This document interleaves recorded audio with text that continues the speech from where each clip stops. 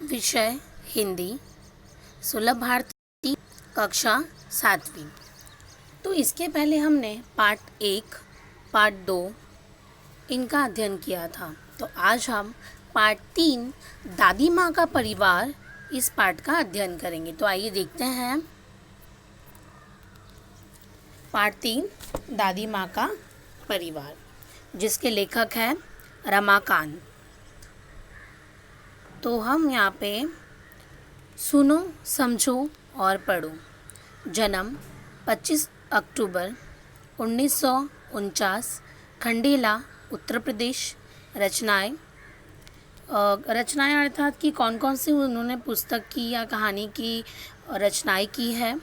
एक तेरे बिना, सुनो कहानी, सरस बाल कथाएं, जंगल की कहानियाँ, परिश्रम का वरदान, सूझबूझ की कथाएं आदि। परिचय: रमाकांत जी की रचनाएं सुप्रतिष्ठित बाल पत्रिकाएं में प्रकाशित हुई हैं। तो जो उनकी जो रचनाएं हैं रमाकांत जी की, वह बाल पत्रिकाएं, जो बच्चों की जो मैगजीन्स होती हैं, पत्रिकाएं होती हैं, उन पर भी प्रकाशित हुआ है। प्रस्तुत कहानी में लेखक ने यह बताने का प्रयत्न किया है कि संकट के समय शांति, एकाग्रता, धैर्य और एकता के साथ कार्य संपन्न करने चाहिए। कभी भी हमारे जीवन में कभी संकट आए तो किस प्रकार हमें उस संकट का सामना करना चाहिए और उस समय हमें कैसी शांति, एकाग्रता, धैर्य और एकता के साथ काम करना चाहिए। तो आइए देखते हैं कि पाठ में क्या दिया गया है। एक छोटे से घर में दादी माँ रहती थी। तो यहाँ पे है कि एक छोटा सा घर था जिसमें दादी माँ रहती थी। या तो वह निपट अकेली थी। वह क्या थी वहाँ पे? निपट अर्थात केवल, मात्र। तो उस घर में सिर्फ दादी माँ अकेले रहती थी। फिर भी घर आबाद था। फिर भी उनका घर आबाद अर्थात भरा पूरा। फिर भी उनका घर एकदम भरा पूरा था। रोज़ सुबह दादी माँ उठती, घर बुहारती, संवारती। बुहारना अर्थात स्वच्छ करना, संवारती उन्होंने अच्छे से रखा था अपने घर को। आंगन में आसन धरती, खाना बनाती, खाती। तो वो अपने घर में खाना बनाती है और खाती। जैसे कि मैंने आपको बताया कि छोटे से घर में दादी माँ अकेले रहती थी। जब दादी माँ घर पे अकेली होंगी तो उनका जो खाना है उन्हें स्वयं बनाना पड़ेगा। तो वह खाना भी बनाती थी और खाती भी थी। परिवारजनों से बतियाती थी। परिवार जो जन थे उन सब से क्या करती थी? वह बातें करती थी। रात होती सो जाती, जैसे कि सब लोग करते हैं। दिन भर वह काम करते हैं कुछ ना कुछ, और रात को जब होते हैं तो सब सो जाते। तो इसी प्रकार दादी माँ भी रात को सो जाती है। दिन मज़े में गुजर रहे थे। दादी माँ के भी जो दिन थे वो बहुत मज़े में गुजर रहे थे। परिवारजन फल फूल रहे थे। तो जो उनके जो परिवारजन है वो भी अच्छे से फल फूल रहे थे। अब सुनो परिवार की कहानी। अब इस पाठ में आपको अब सुनाएंगे हम परिवार की कहानी। दादी माँ थी समझदार, सयानी। समझदार अर्थात वो बहुत जो समझदार हो, जिसमें दिमाग ज़्यादा होता है।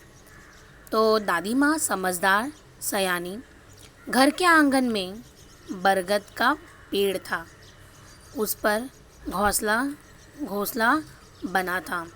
तो उनका जो छोटा सा जो घर था जिसमें दादी माँ अकेली रहती थी, उसके सामने एक बरगद का पेड़ था और उस बरगद के पेड़ पर एक घोंसला बना था। घोंसले में रहती थी चिड़िया।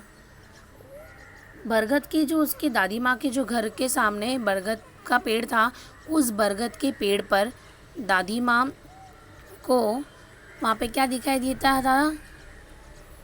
उस पर घोंसला बना था। किसका? चिड़िया का। घोंसले में रहती थी। वह दादी माँ की थी संगिया। वो दादी माँ की क्या थी? संगिया। चिड़िया का नाम था नीलू। दादी माँ अकेले घर पे रहती थी। घर के सामने एक बरगद का पेड़ था जिस पे घोंसला बनाया था और उसमें चिड़िया रहती थी।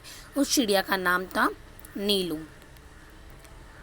सुबह उठ दादी माँ आंगन बुहारती, मतलब उसको अच्छे से रखती, साफ सुथरा करती थी।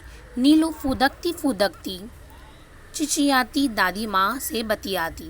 वो चिड़िया भी अपने फुदकती चिचियाती आवाज़ में दादी माँ से क्या करती थी, बतियाती थी। बतियाती अर्थात बातें करती थी। एक और थी दादी माँ की साथनी। तो दादी माँ की एक और साथनी थी। कौन थी, अब देखते हैं। चिंकी चुईया। तो पहले यहाँ पे एक बताया गया कि दादी माँ का छोटा सा घर है, उस घर के सामने बरगद का पेड़ है जिसमें घोंसले हैं, वहाँ पे चिड़िया रहती थी। चिड़िया का नाम था चिंकी। और अब उनके एक और परिवार के सदस्य का यहाँ पे उल्लेख किया गया है, तो वो है चिंकी चुईया। तो दादी माँ हो गई, नीलू जो चिड़िया है, और एक चिंकी जो चुईया है। पेड़ के नीचे बिल बनाकर रहती थी। जो पेड़ के, उसी पेड़ पे, बरगद के पेड़ पर घोंसला था जिसमें चिड़िया रहती थी, और उसी पेड़ के नीचे बिल बनाकर चुईया रहती थी। दिन भर घर में उसकी दौड़ लगती थी। वह दिन भर उस घर में आना जाना उसका लगा रहता था। यह थी दादी माँ की दिन दुनिया। तो इस प्रकार दादी माँ की दिन दुनिया में दो यहाँ पे उल्लेख किया गया है, एक नीलू चिड़िया और एक चिंकी चुईया। तो यह थी दादी माँ की दिन दुनिया।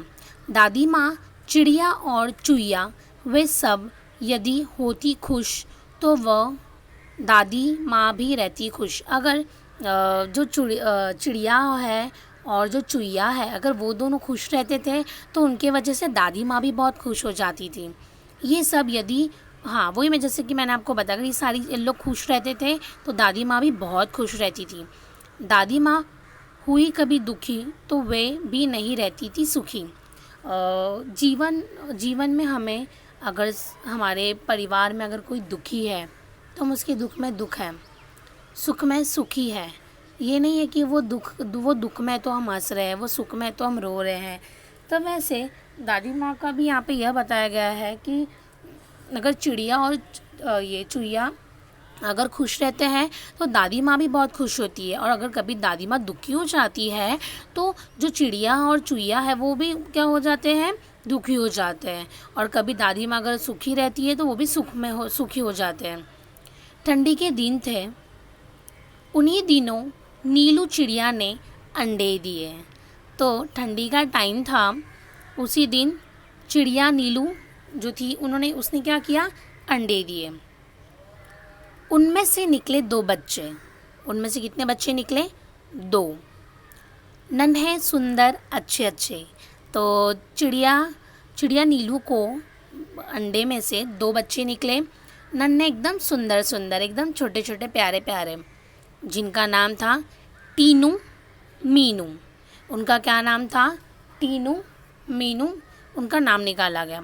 सबने मिलकर पोसा पाला। चिंकी को 2 बेटों के उपहार मिले।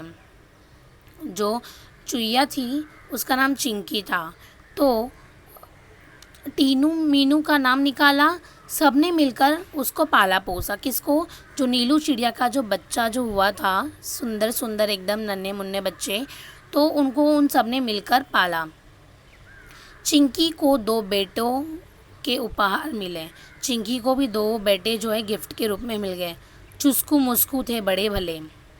दादी माँ उनका ख्याल रखती थी। तो दादी माँ चिंकी को, जो चुईया थी चिंकी, तो उसको भी 2 बेटे उपहार में मिले, जिनका नाम था चुस्कू मुस्कू थे। वो बहुत चुस्कू मुस्कू थे और बड़े भले थे।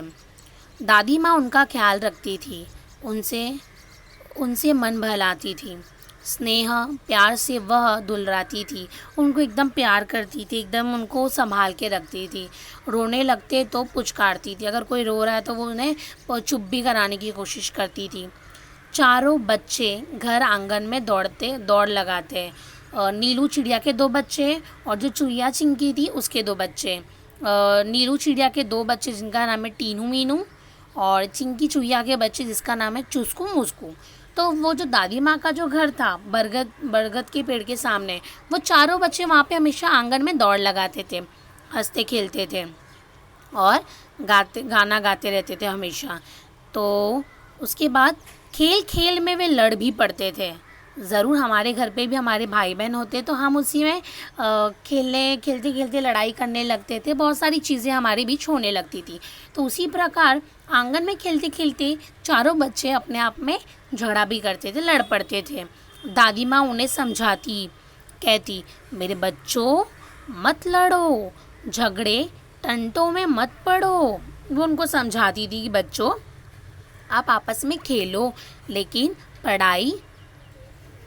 लड़ाई और जो झगड़ा है उसमें मत पड़ो। तनिक तनिक एकता का ध्यान रखो, थोड़ा सा तो एकता मतलब साथ में रहना, थोड़ा तो साथ में रहने का कोशिश करो, सब मिलकर रहा करो। वो उन चारों बच्चों को बोलती, सब लोग मिलकर रहा करो, तभी तो कहते हैं एकता है। जहाँ खुशहाली है वहाँ, अगर उस परिवार में अगर एकता रहेगी तभी वहाँ खुशहाली रहेगी। तो आइए देखते हैं